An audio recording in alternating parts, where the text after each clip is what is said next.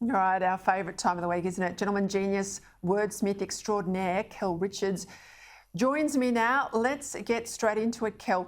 We had ANZAC Day on Monday. Now, I noticed a lot of people writing it in capitals, but also now a move back into sentence case. So capital A, small n, small z, small a, small c. Now, I've always capitalised it, given it's an acronym.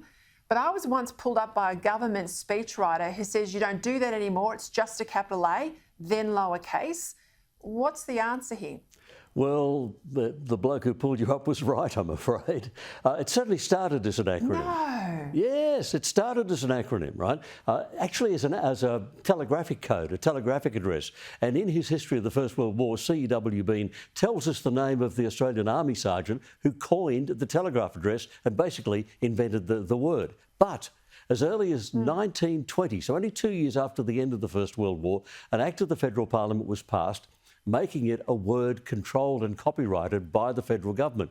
The copyright in the word ANZAC is now administered by the Minister for Veterans Affairs. But that Act of Parliament, as long ago as 1920, made it a functional word. So uppercase A, lowercase for the rest of the letters.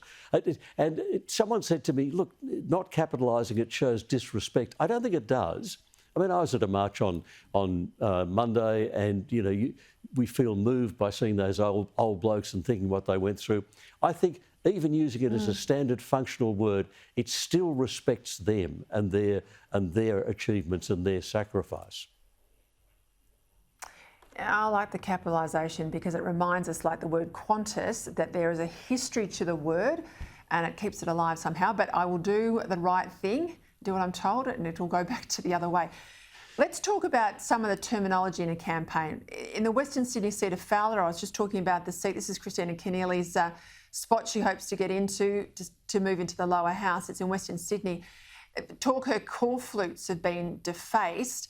Now, I know what a corflute is, but a lot of my viewers don't. They've asked me to ask you, what's a corflute? It's those signs that you see on every power pole and stuck up on posts in people's front yards and on the cars of candidates. And it's 2 sheets of plastic, and in between those 2 sheets of thin plastic, there is a corrugated layer of plastic to make them stronger, right? So they'll last a bit longer, and in the weather, they'll survive for a bit longer. And that corrugated layer of plastic in the middle, that's called fluted plastic. Corflute is actually a brand name for an Australian company, Corex Plastics Australia.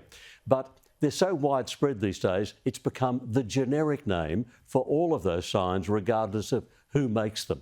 A bit like the way years ago we called all vacuum cleaners Hoovers. Well, all of those signs are now called corflutes, even though, strictly speaking, it is a brand name. And of course, the Greens shouldn't use them because they're made out of plastic, and their job is to reduce the amount of plastic in the environment. Point. I'd like to see no green signs around because they seem to be everywhere where I live. Hey, we use the terms mug and punter a fair bit in politics. The one that gets used a lot by political insiders is punter. We know that punters are people who like a bet, sure. But this term used for voters, what do the punters think? Where does that one come from? It actually is derogatory. It came into English in 1706 from a Spanish source word meaning a gambler, because gamblers gamble for points, and it was a Spanish word meaning point. But it always meant the gambler who gambled against the bank, against the house. And of course, gambling against the house, you always lose. So it always meant a mug punter, a foolish gambler.